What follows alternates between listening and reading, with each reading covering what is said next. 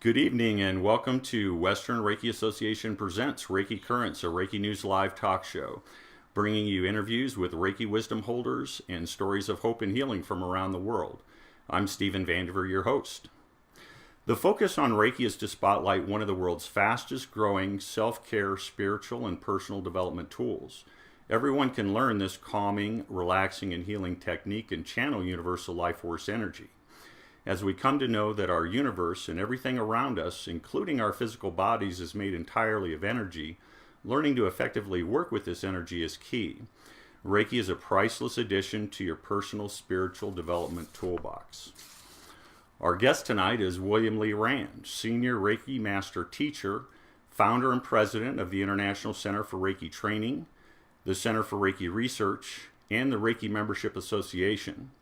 He is publisher and editor-in-chief of Reiki News Magazine, has authored Reiki, the Healing Touch, the Reiki Touch Kit, Reiki for a New Millennium, The Spirit of Reiki, and over 100 articles on the history, philosophy, and practice of Reiki. William has done extensive research on the origin and nature of Reiki and has produced a pioneering work titled An Evidence-Based History of Reiki. William's the originator of the Usui Tibetan system of Reiki, which he developed in 1989. And in 1995, with the help of some of his students, he developed the Karuna Reiki system of healing. And in January 2014, he introduced the Holy Fire system of Reiki. I could go on and on and on, William, with all your accolades and accomplishments over the years. Oh, Thank you so much for being with us tonight. You're welcome. Yes. Pleasure to be here. Yeah. Absolutely. Now, I like to start with that journey to Reiki. Now, this is pretty well published, so I'd like to start a little bit further back in the childhood, your upbringing there. Oh, all right. You had written that, early on, basically you had a cruel father, and that created a kind of a situation there, and then you developed a school personality and an at-home personality Yeah. as Yeah. kind of a way to cope. Could you talk a little bit about that and what sort of behaviors may have manifested in your life based on that? Yeah. Well, it wasn't just, I would say he was mean. I didn't know that right away. And I guess when he was about 3, I was down the street playing with a friend of mine, another boy, and his father came to the door, and right away I turned and started running, and because I thought he'd be just like my father, but I found him, he was actually kind, and I thought, oh wow, my father, I have a mean father. I thought all fathers were mean, but then I realized, well, I guess I was an exception. So anyway, I did develop. It wasn't just that he was mean, but also my parents were rather. They didn't express feelings very well, and they were not didn't get very excited about anything. And so when I was in school, of course, I wanted to be with my classmates, and so I developed, a personality similar to everybody else, and very outgoing and enthusiastic and so forth. And then with my parents, it's like very dull. In fact, I felt embarrassed with my parents about being expressive. And when I was away from them, then I didn't feel their influence, and I could express myself. So that was a little kind of a dual world for me, I suppose. Mm-hmm. But I knew also when I was young that my father was going to have an influence on me, and that when I got older, it would take some time for me to actually undo that. So I knew that when I was young. So anyway. Mm. Yeah. So that didn't necessarily cause any, real long-term trauma or situation. You were able to cope with this kind of dual worlds early on. Yeah. And the thing is, sometimes my father worked afternoons, and sometimes he worked days, and so sometimes he'd be home when I got home from school. Sometimes he wouldn't, and I would know that because his car would be parked there. I'd come home from school and come around the corner, and I'd look to see, is his car there? And if his car wasn't there, it meant I could be happy. If his car was there, it meant I had to be kind of subdued and couldn't be too happy. So that sort of thing. There you go. Now, you also, in your history, had mentioned your mother was a devout Baptist, and Yeah. going to church and Sunday school, you said felt demeaning. You felt separate. What could you elaborate on that? Well, yeah, there was not only the way my parents raised me and the fact that they didn't express feelings very well and they were somewhat withdrawn. And I would say, now as I'm older, I would say we were probably lower middle class, but they seemed not to feel like they were equal with other people. So there was that kind of a thing. And then with the church I went to, they didn't believe in smoking or dancing or having too much fun. And it was a rather restrictive type of Baptist church. And so that then added to that feeling of being different. And of course, we had the idea that we were going to heaven and most other people weren't. So that was a separate kind of a thing too. So yeah, it took me a while though to work through that, and I did start to take different classes. I went to a hypnotherapist, learned hypnosis, self-hypnosis. Mm-hmm. I went to some classes called concept therapy, very, very powerful, and also the Rosicrucians. And then I began to study many different types of alternative healing and psychology and meditation and things like that. Mm-hmm. Yeah, and as you were getting into this, I guess this was around 21 years old. What spiritual truths or foundational concepts did you realize at that point that pushed you further along this spiritual path with these various classes and training that you took? Well, the first thing I learned is I read The Power of Positive Thinking by Norman Vincent Peale.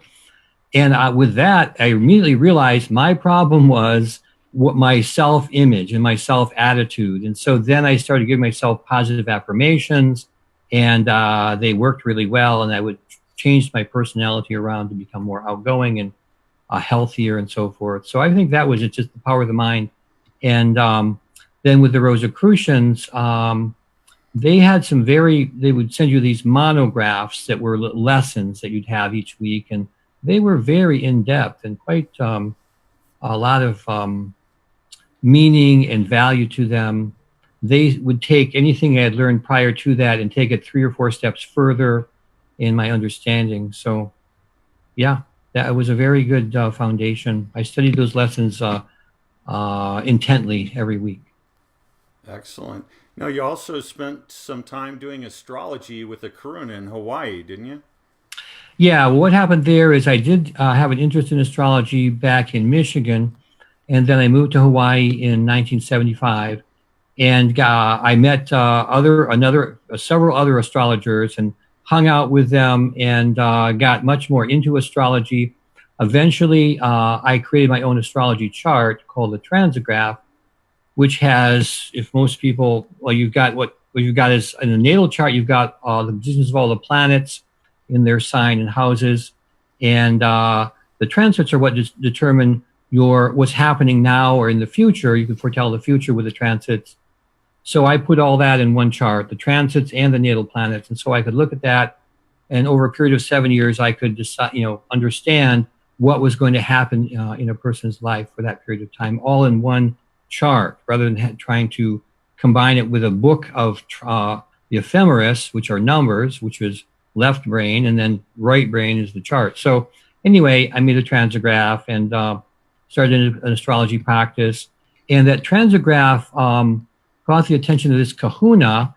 The kahuna is the Hawaiian shaman, and he wanted to meet me. But prior to that, I was sitting in my apartment. I felt an energy come in on one side. It was looking at my energy. I'd never felt that before. Then it moved to the front. It was looking at me from the front. I said, "What is that?" And then it moved to the side. And it was very strong, and it was definitely happening. And then I got a phone call, and a woman said, "Well, this, kahuna, he wants to meet you." So I went in and talked with him, and he didn't have too many questions for me, like he already knew who I was, and I had a lot of questions for him. But then he invited me to actually do his astrology for him, and he had an office, and he said I could have a room in the office there, set of offices. And he set me up doing astrology charts for his clients. So my astrology business just took off. And also I got to get the lessons from the Kahuna. And because I was working with him personally, I got the inside track and learned a lot more about what shamans do than what they normally would teach. Yeah, absolutely. Now, I'm not sure what time frame after this in Hawaii you had mentioned. I remember you mentioned in Japan at the training in September in Karama about you had the opportunity to take a class from Takata Sensei. Yes. But that didn't happen. Could you talk from there? Yeah, well, I mentioned the Kahuna. I talked to him about Reiki and Mrs. Takata, and she said, "Oh, yes, there's this old woman, and she does Reiki. But what we do is way better than that. You don't have to go to her." And so I really wanted to go see her and talk to her and take a class from her. But because he said that, I knew if I did it, he'd know it, and then there would be a problem between us. So most likely I'd have to stop hanging out with him and taking his classes. So I, decided I would continue with him. So I missed the opportunity to actually meet Mrs. Takata and probably, take a class from her. So unfortunate. Yeah. But then you connected up with Bethel Flagg, and I think this was during a rebirthing class. She decided to throw in a Reiki 1 training. Yeah, Leonard Orr was the father of rebirthing, and he came to Hawaii, and on the Big Island, he had a week-long rebirthing training. Bethel Flagg was there in the class, and what Leonard did is he let anyone who was a healer, had some other specialty that they taught or did, to stand up and just talk about their specialty. And so Bethel stood up and started talking about Reiki. I hadn't really heard of it. I hadn't known too much about it. I had heard it, back when the Kahuna. But then she really explained it more thoroughly, and she said 2 things that were really significant to me. She said this was very similar to what Jesus had done, and I was very curious about that because I was raised as a Baptist, and eventually I learned that was a little restrictive. But the Jesus, what he did was very interesting to me. So I was, she had my curiosity, and then she said also, you don't learn Reiki in the usual way of learning something, but you receive the ability through an attunement. And I thought, Now the Rosicrucians said, don't believe something just because someone says it's true, or you read it in a book somewhere, but learn from experience. I said, well, that's nice if she says that you have an attunement gives you this healing, but I don't know if it's true or not, one way or another. And then she said she had talked to Leonard, and there would be enough time in the rebirthing class for her to have a Reiki class. So I said, yes, now I can learn from experience. I can find out, does this attunement do anything? So took the class. When I got the attunement, I was very, alert. I just cleared my mind, released any thoughts in my mind, just aware of what's happening. And as she got closer, I felt the energy zoom down through my head to the root chakra, came back up, exploded out of the heart. It was like breaking up some block there. But my hands got warm.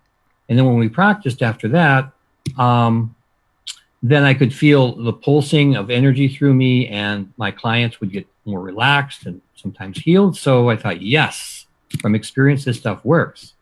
So I was very happy I learned Reiki because it was way beyond what the Rosicrucians were teaching or the Kahuna, because with them, healing took a long time to learn. It would take maybe a year or more to even begin to start healing. And with Reiki, it's instant right as soon as you get the attunement. So I thought, wow, this is even stronger.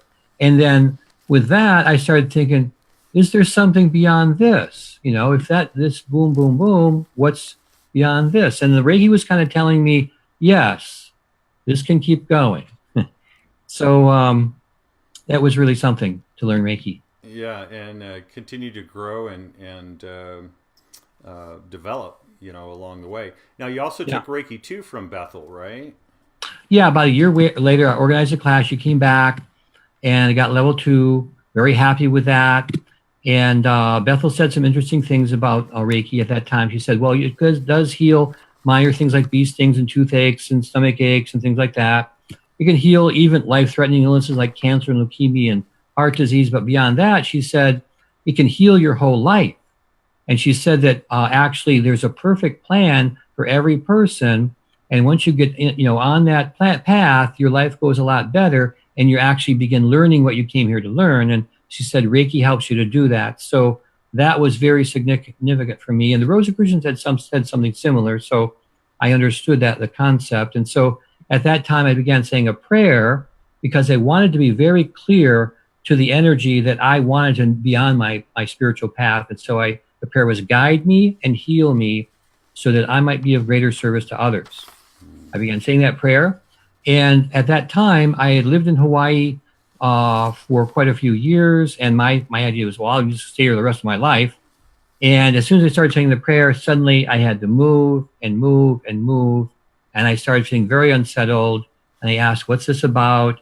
And the energy said, well, before you were on that path, now you're on this path. And like as though this is a new path. And so I got that I'm supposed to leave Hawaii. And then I went on a great adventure. And the issue was that Reiki cost $10,000 to be a master. And I asked Bethel that's what she said, $10,000. She said, now don't try and talk me out of it. It's $10,000. That's the price. And I said, well, I'm not trying to talk you out of it. I just wonder why it's so expensive. And she said, well, it's to instill respect for Reiki. So anyway, I couldn't afford it, but I said my prayer, and that actually guided me to leave Hawaii and go all the way back to Detroit. And who in their right mind would ever do that? But back in Michigan, back in Detroit, there was someone teaching the master level of Reiki and only charging $500. And so I was guided without even knowing I was being guided. I got back to Detroit. I became a Reiki master in March of '89. So Reiki guided me to do that. And after that, I mean, Reiki just kept guiding me. I keep saying the prayer, and it just keeps going and going. That's beautiful. Now, with all your training and then with the Reiki training and attunements, what metaphysical abilities have manifested or have improved since you've been Reiki attuned?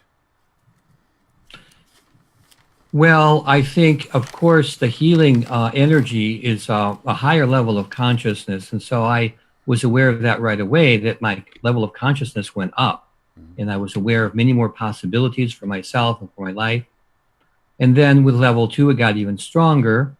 And then master. And then especially when I got Holy Fire Reiki, that's when it really opened up. And the thing was that the energy seemed to be continuously around me. With Reiki prior to that, Usui Reiki, it was like, well, the Reiki's there as long, if you do Reiki on yourself or others, you can feel it flowing. But with Holy Fire, it's always present. And that was something new, protecting you, guiding you, healing you, empowering you.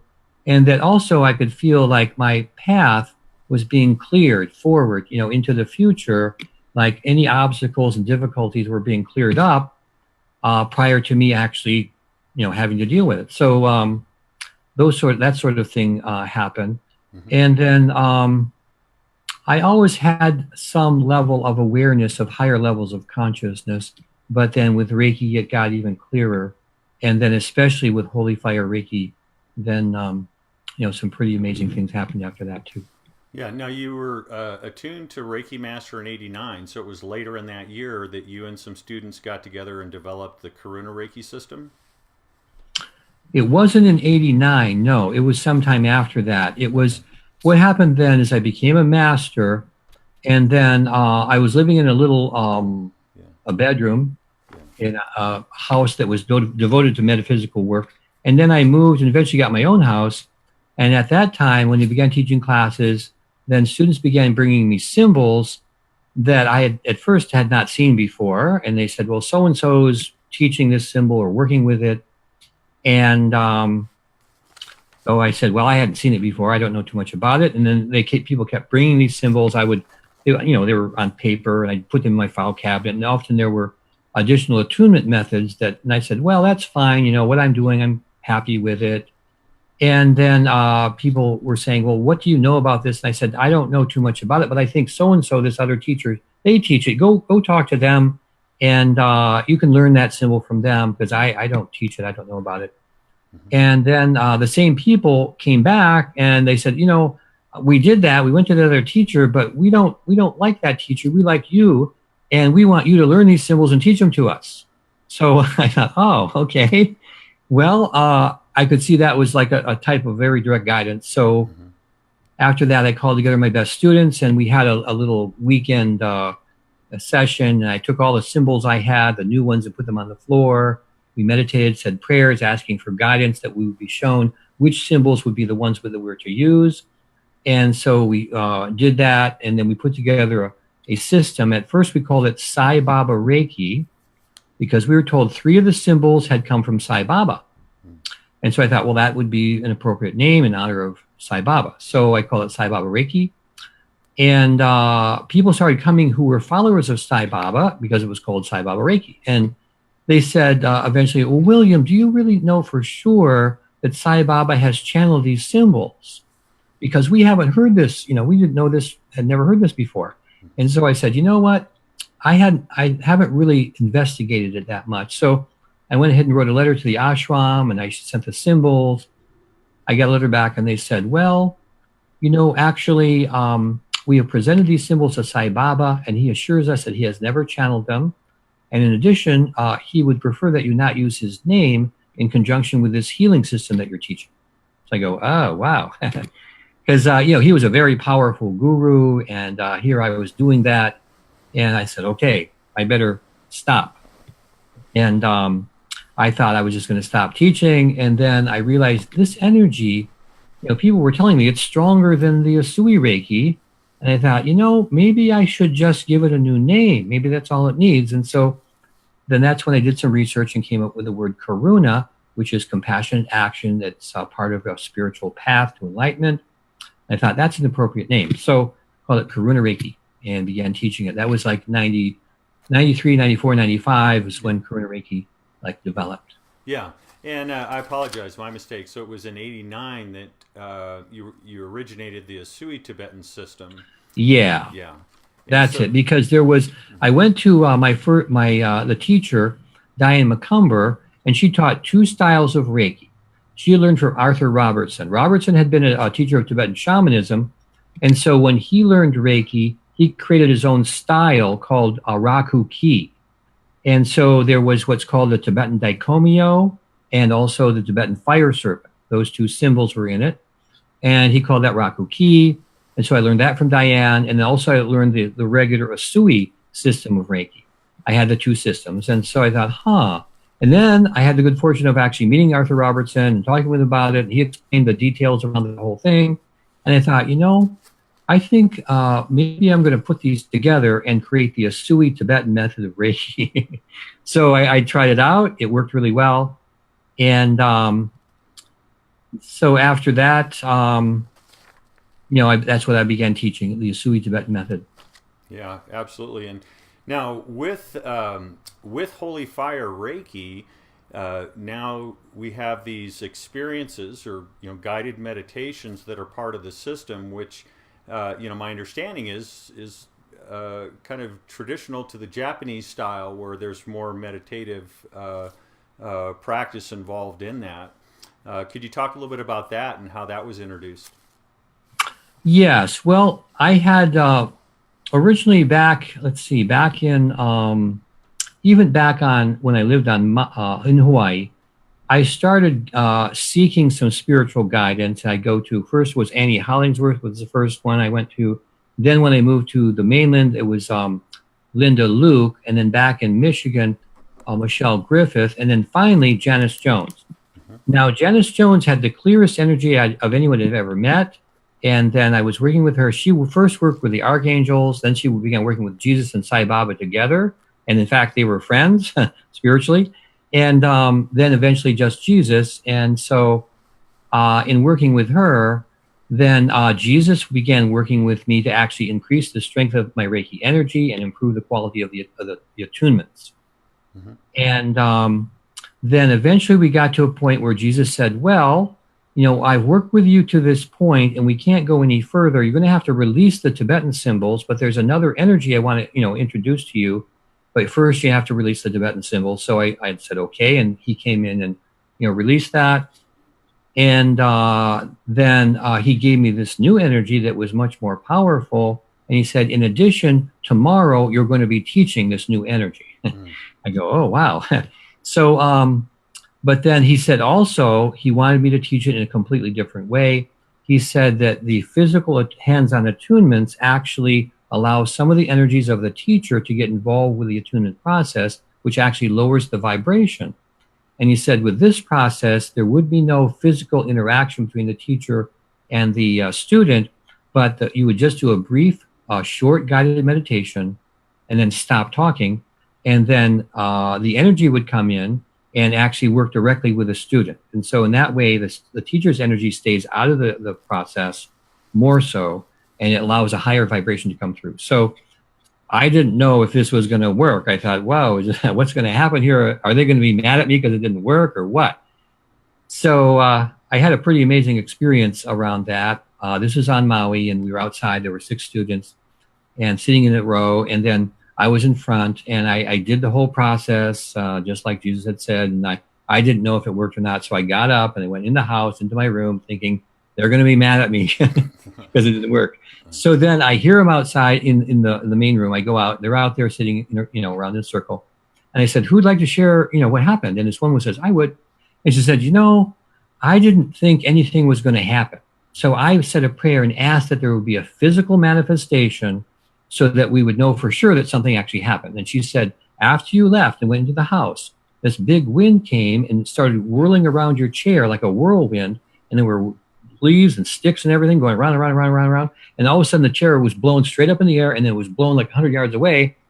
And she said, everyone's like, "Oh," like that, mouths open, looking at that. And she said that was her physical manifestation. Then she knew absolutely something had happened. And then the other students started sharing, and it was apparent that something very powerful had taken place. So, it satisfied me that, yes, it does work. And then it, had a new name. We were to call it Holy Fire Reiki. So that's how Holy Fire got started. That was in January of 2014. Yeah. Now, Holy Fire Reiki doesn't have a lineage. Can you explain that a little bit?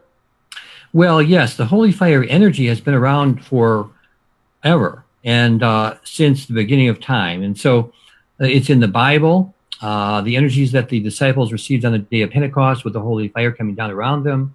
And there was the burning bush in the Old Testament and things like that. That was the Holy Fire.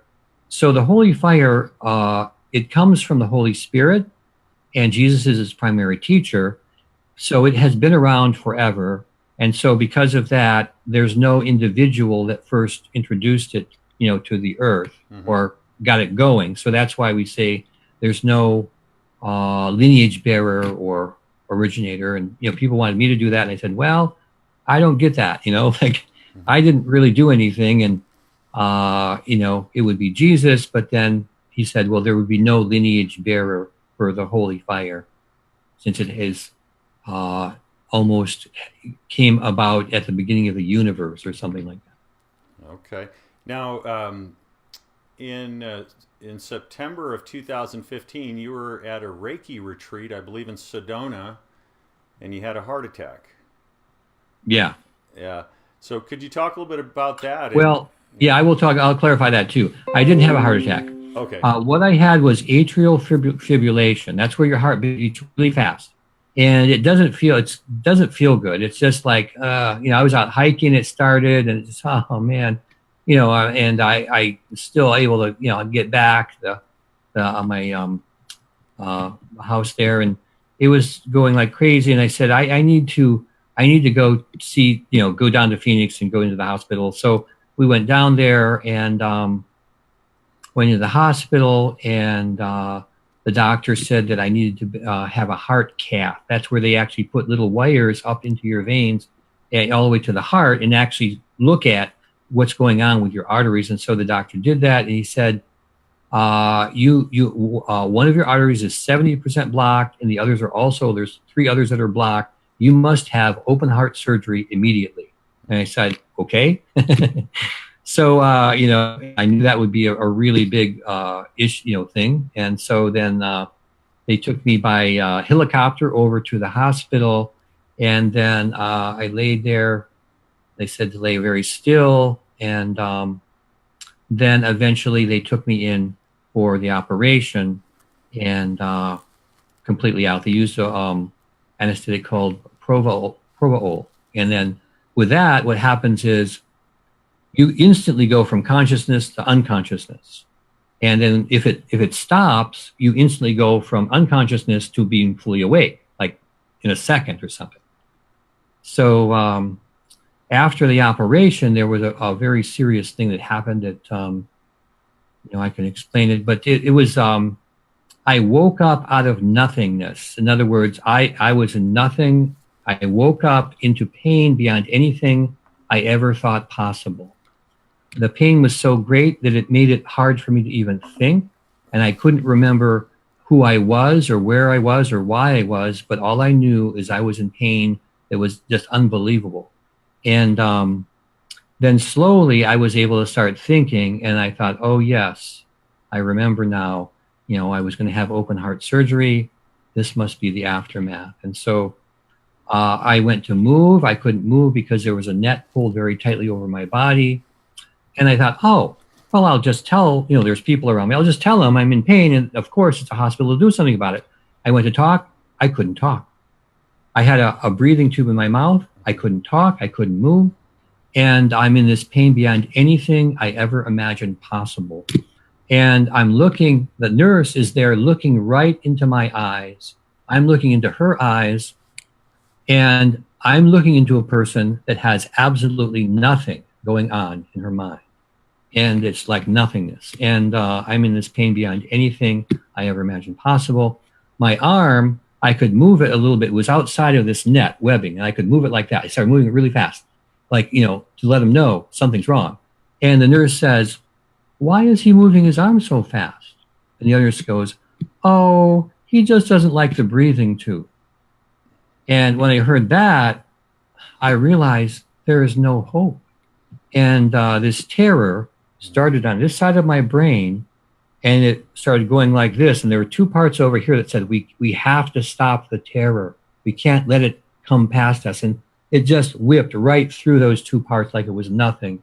And those parts were in a state of pain because they couldn't hold back the terror, and the terror was all encompassing.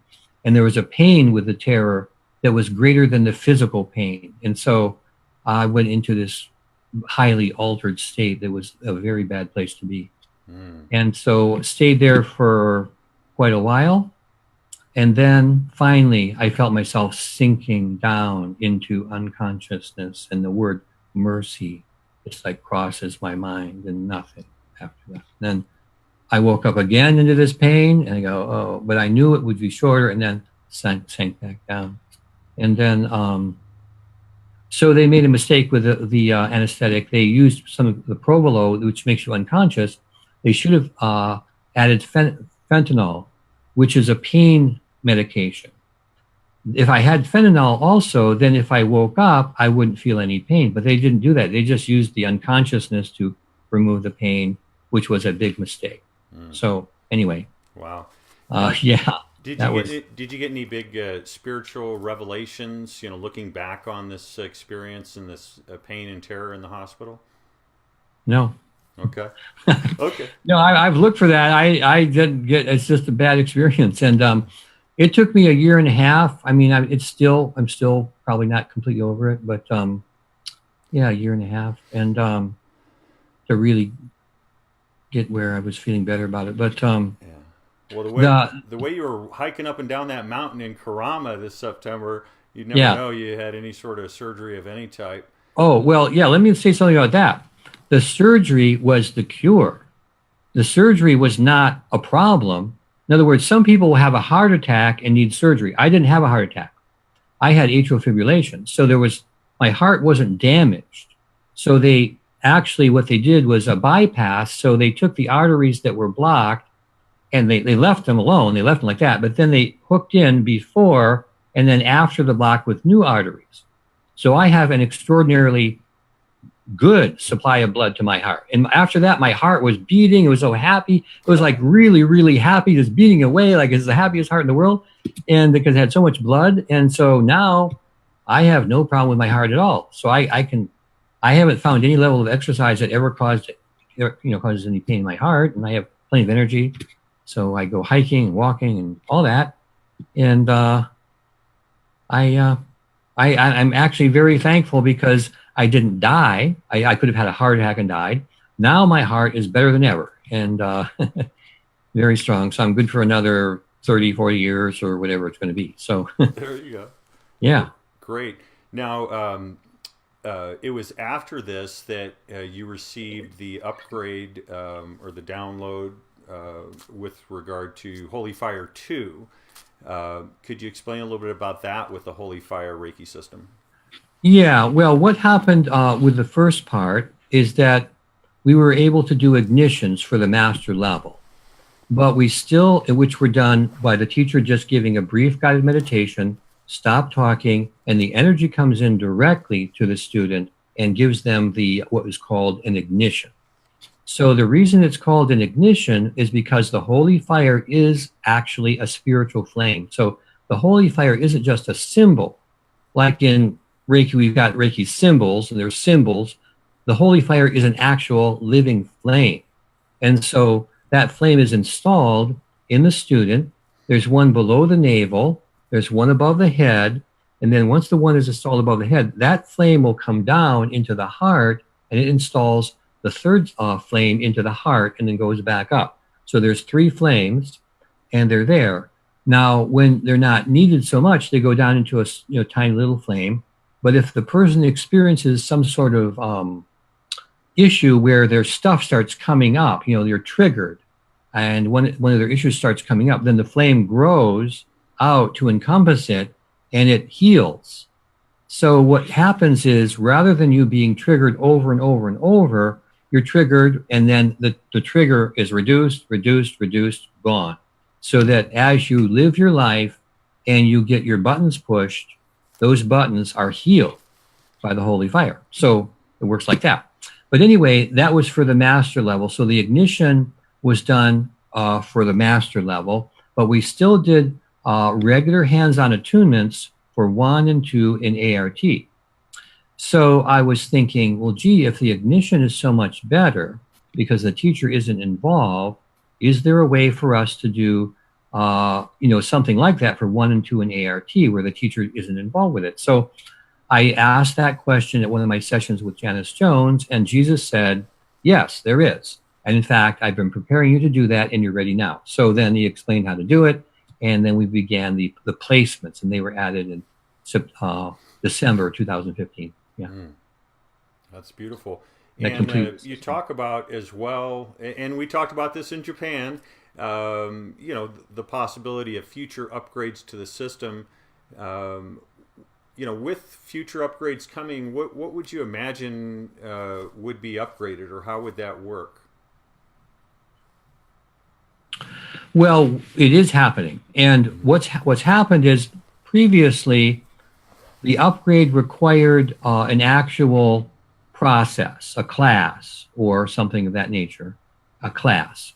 But the upgrades that we're getting now don't require a class because everyone that has holy fire, the energy can go directly to them and upgrade their energy. And so people have sort of a dual nature. We've got our authentic self that has a tremendous tremendous amount of potential and higher consciousness and unusual abilities that are possessed by our authentic self. And then we have a false self that is created by our living on the planet, where we have a lot of negative concepts and limitations and negative energy and so forth. And that kind of holds us back. So there's a part of us that wants us to stay in the background and not make use of these advanced skills. And then there's the other part that has these skills. And so the next step is for that false self to actually be healed and released so that the authentic self is free to fully express itself and for the person to identify and embody the authentic self. Mm-hmm. And this is a process that's starting for people now. And so the inauthentic self will start to diminish and drop away, and people will be more and more in their authentic selves. And this is something, won't require a class. It's going to be happening spontaneously with everyone. So once someone has Holy Fire 2, say the Art Master or even the holy fire to Karuna Reiki training. Once they have the holy fire, it will continue to upgrade ongoingly as the individual is ready for it. That's correct. Yes. Yeah. Yeah. So in the training, we show how to do ignitions by yourself, receive them by yourself, and how to do experiences and meditation and things like that. And so by continuing with those processes, it will help to upgrade your energy. Mm. That's beautiful. Now I'm going to dip back into history a little bit. You did some outward bound training in your younger years, and then you've incorporated that in Reiki training. Can you tell us what classes you do the outbound with, and where those are at? If those are in Stonehenge or Karama? Yeah. Well, we did the first one on Maui, and it was a 7-day class, and so. With that, we have a half day in the classroom and a half day going out to waterfalls and beaches and hiking through bamboo forests and things like that. And so, what we do is, of course, I'm very adventurous, and I'm always wanting to go as far as I can. And so I offer that to students, and the students that choose to do so can go on the more rigorous hike, and the ones that choose not to can stay back, and everything's fine. And, regardless of what you choose to do. So there are opportunities there to go beyond the usual level that you would go on a hike, hiking down like a cliff down to a beautiful black sand beach, or going back and discovering, waterfalls and swimming under the waterfall and things like that. So we incorporate this more like outward bound experiences. So we call it inward bound, though. Inward bound? Okay. Inward bound, yeah, or inward bound, 7-day inward bound Reiki training. Yeah. Yeah. Now you've done this in Hawaii. Are you planning on doing it in Karama, or have you done it in Stonehenge?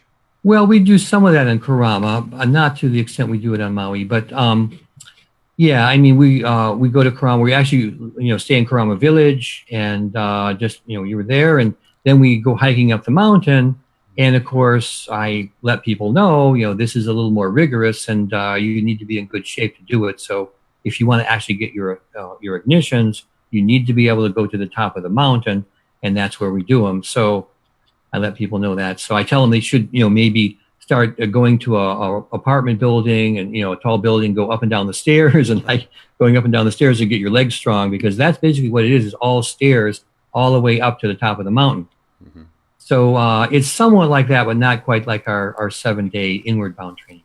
Mm-hmm. Beautiful.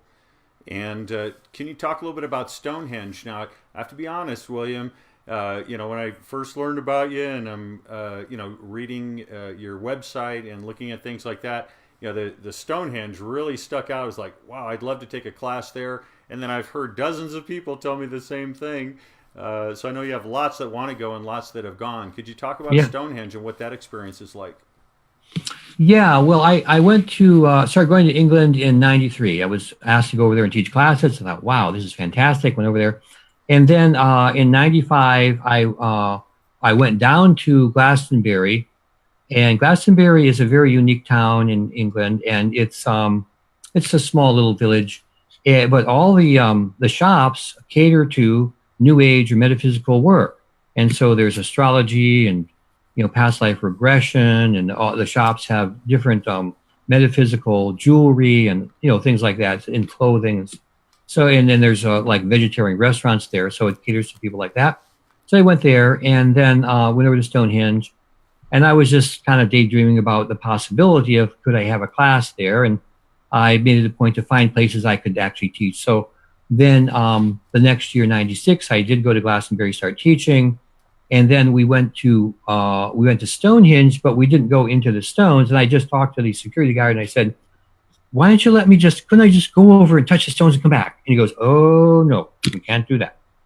He said, but you can get a permit to go inside the stones. And I go, oh, hey, tell me about that. How do I do that? And he says, oh, you have to apply, and you can go to the office and you get a form and fill it out and everything. So I said, okay, I'm on that. So then the next year I got all set so that we, if I filled out the form, and so we have access, and, we're the only ones there. We get to go inside the stones, and, a long time ago we could actually touch the stones, but recently, what was it, 4 or 5 years ago, they said, well, you can't touch the stones anymore. So, Mm. but you can go right like this, right next to the stone, put your hand up, but as long as you don't touch it. But yeah, so we go into the stones and we have a period of time to just acclimate to the energy there, feel it and so forth. And then we form our circle.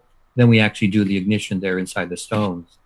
So, yeah. That's Quite beautiful. And powerful. you have a class coming up there in a couple of weeks, don't you? Sure do. Next week I'm going. All right. Take off. I can fly over there next week. Yeah. There you Yeah. go. Now, something that's been incorporated in several things you've done, the International Peace Grid or the Reiki crystal grids that you Yeah. have and you've placed, and you talk about, all religious traditions are included, and you talk a little bit about that in the future of Reiki and also the blend of Japanese and Western Reiki techniques. Can you kind of give us an updated future of Reiki information? Well, yeah, the grid, that was an idea I got. I heard of someone going to the North Pole to meditate. I thought I wanted to do that. And so I thought I would do more than that. I'd take some crystals there or something like that. Ended up making the peace grid and taking it up to the North Pole and leaving it there.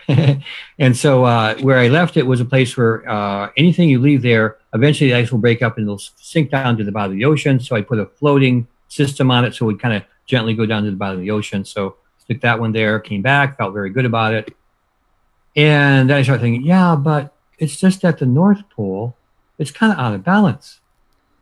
And I thought the South, okay, South, well, whatever, it's South Pole, I don't know. It's kind of, and eventually it kept getting to me. Eventually, I got to go to the South Pole. So then I figured out how to go down there, went down to the South Pole, Antarctica, and eventually went right to the South Pole, and then placed it there in the ice. And we're there every year. 7 more inches of snow accumulate, so it goes deeper and deeper down into the glacier, and will just be there forever and ever. And then I got back and I went to Jerusalem, and the energy there was fantastically powerful. So I said I got to put a peace grid there. So went back and I was able to leave one there in an art gallery. I didn't know where I was going to leave it, but it's in an art gallery in the old city of Jerusalem. So got those 3 together. But the basic concept about the peace grid is that if we look back in history, we see that many of the religions actually didn't like each other, and there were religious wars. Mm-hmm. And even now, there's a tendency for some members of each religion to say, well, our religion is the right religion and everyone else is wrong. And of course, that's not going to bring world peace. So my thought was, well, when the religions of the world can accept each other and get along peacefully, that is when the start of world peace is going to come. Because as long as there's the conflict between the religions, which are the spiritual, source, the source of our spiritual energy, then there's going to be problems. So that's what the peace grid is about. It honors all religions and spiritual paths. And this inscription says, may the followers of all religions and spiritual paths work together. Great peace and harmony on the earth. So beautiful. And it to me, it's very much the same theme when you talk about the future of Reiki, where there's many schools and many styles, and that kind of they'll all work themselves out. The schools that people like will grow, and the ones that aren't as popular may fade away. But all in all, it's important to have different schools of Reiki. I think so. Yes, I can't, because people are different, and there's some certain school might be just right for one person, but not for everyone. And so I think it's like what I tell people is to meditate and just ask to be guided to the type of Reiki, the style of Reiki that is right for you. And so I don't say everyone should take Holy Fire Reiki. I just tell people meditate, and just meditate on whether or not Holy Fire is right for you. And if it is, then of course take the class. If not, just ask which type of Reiki would be right for you, and then your inner guidance guides you to the style of Reiki that you should take. Beautiful, beautiful. And then I was reading a little bit in the article about the blending of Japanese and Western Reiki styles. You wrote a nice article on that. Could you elaborate a little bit on that? And Yeah, well, when Takata was very instrumental in preserving Reiki, so she left Japan and she came to the U.S. and she was, and then she invited Hayashi to follow, and he fully initiated her as a master, and then she was able to start teaching. He went back. Then there was the World War II, and then the U.S. won, and then they shut down the practice of Reiki in Japan. But Takata preserved it, so then she created her masters, and they taught others, and eventually the system expanded in all over the world, and because of Takata, and then eventually got back to Japan. And many of the Japanese masters are actually Western masters. Um, some of them, a very few, have learned from the original style that Usui left. But what we found is it isn't necessarily the original style isn't any better, but people who are into it usually want to find out how he taught and how he practiced and so forth. Mm-hmm. So yeah. So what we discovered, though, our Java Petter was one of the primary people who uncovered this information, that there were something called the Japanese Reiki techniques. Mm-hmm. And there was a whole set of techniques that Takata never taught. She left them out. And I invited our Java to the U.S., and we went around teaching those techniques in several cities around the U.S. And then I began to add them to the way I taught Reiki, and I add them to the Western style. So blending it together. So yeah, I teach a sort of a blended Western and Japanese style. Yeah, and learning about the history of Sui Reiki and Mikao Usui, we understand that he opted for more of a intuitive style of treatment versus the westernized version that Takata presented, where all the hand positions were necessary. Yes. Yeah, Sui did use an intuitive method to know where to place the hands. Mm-hmm.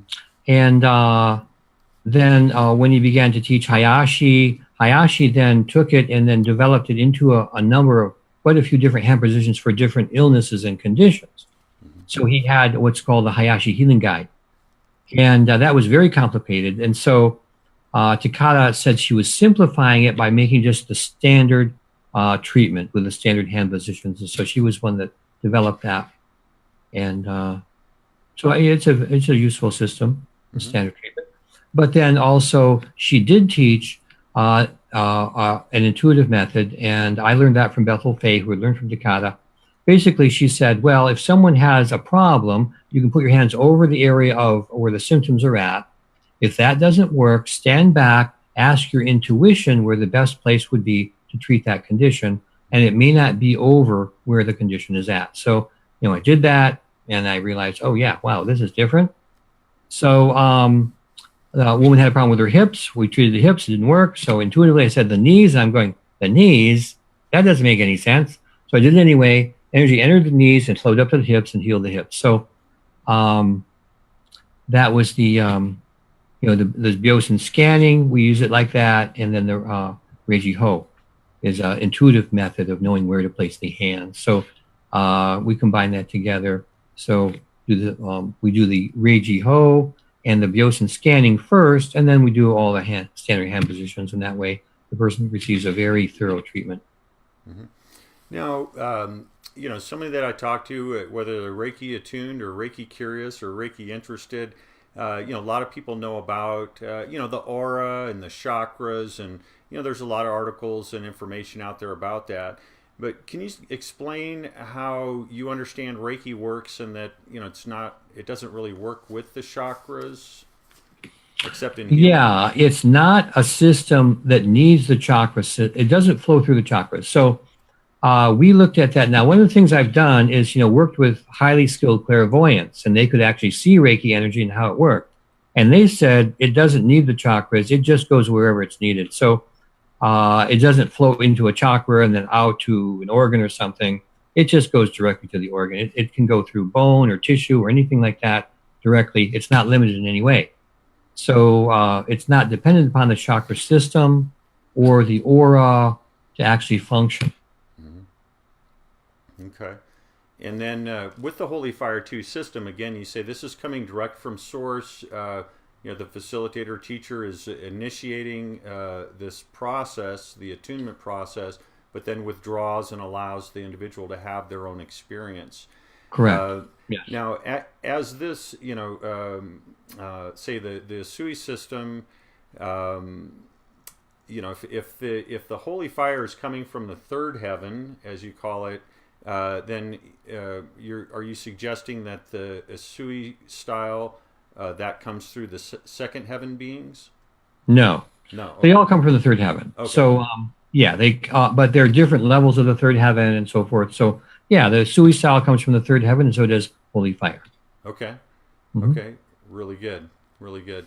Now, I know in your bio, you talk a bit about racing motorcycles, Yeah. racing cars. I'm wondering if are you doing that since the heart surgery?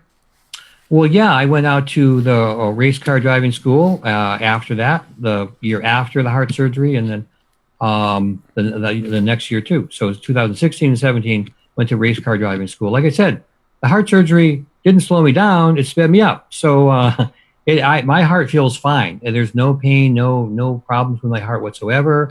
I can exercise, I can run and walk and climb mountains and anything I want to do, and I have no heart issues whatsoever. So yeah, the race car driving school was fantastic. I was totally into it. I really liked it. So yeah, and so you're still racing a lot? Well, no, I just went to those two schools, and they were saying they're going to make. See, I mean, to actually be involved with that, it's pretty full time. It's very expensive. So you got to have your own race car, maintain it. You pull it, you can't drive it to the race. You got to pull it behind your other car or trailer, and you got to usually have a crew and all that. It's just a full time kind of thing. So it was just a fun thing to do. And I mean, if an opportunity comes along, maybe I would enter a race or something. But I think I'm not going to be doing race car driving. Okay. Yeah. Now, I was reading in Reiki News magazine the interview that Joan Mott did. I think I'm through part 3. I think part 4 comes out in the next issue. Yeah. Titled "The Global Emissary of Reiki." Can you give us a little sneak peek of what we might expect in that article? Well, I just talk a little bit about my early experiences with Reiki and how Holy Fire came into being, and just things like that. It's yeah. Okay. Okay, so just a little sneak peek. We've got a few minutes left here. Anything you can think of? You definitely want to make a point of something or clarify anything that we've talked about during the show? Well, I think that every person has within them this holy, sacred power. They're born with it. It's who they really are. And the valuable, important thing for us to do is to focus on that and allow it to fully express. And I think that's what Reiki helps us do. So, yeah. Well, I know for myself, since last September in Karama in the Holy Fire 2 Karuna Reiki training that you and Colleen Benelli had, it's been a very transformational change for me. And like when you're talking earlier about how the holy fire works, when something comes up, the flame gets a little bigger, and I find that many times things that would have set me off in the past, most likely before I was even Reiki attuned, now oftentimes happens like a conversation in my head. It's not traumatic. It's more of like, oh, hey, I never thought of it that way. And then, things, get cleared and go out. Could you talk about the transformational nature for yourself when you got this as opposed to having a Usui before? Yeah, it is quite a transformation. I think it's different for each person. For me, it's a very steady, gradual improvement. It's not like a sudden dramatic awakening. But I really appreciate it, and I'm very happy that this is taking place, and very grateful to the higher power for introducing this process, and that it's something not just for me, but for everyone that can transmit it, and the other people can teach it and practice it, and it's just spreading all over. So, yeah, it's a wonderful new system. Yeah, beautiful. Well, I want to thank you so much, William, for being on the show tonight. It's been Yeah. an absolute pleasure. Definitely want to have you back. We have all your links, all that I could find on the post here, so folks can find you. And I would imagine many of the folks watching tonight already know who you are and know how to find you. So, Yeah. thank you so much. You're welcome. Thank you all for watching this evening. We'll be back next Thursday, 6 p.m. Pacific, with another episode of Reiki Currents. Blessings and namaste.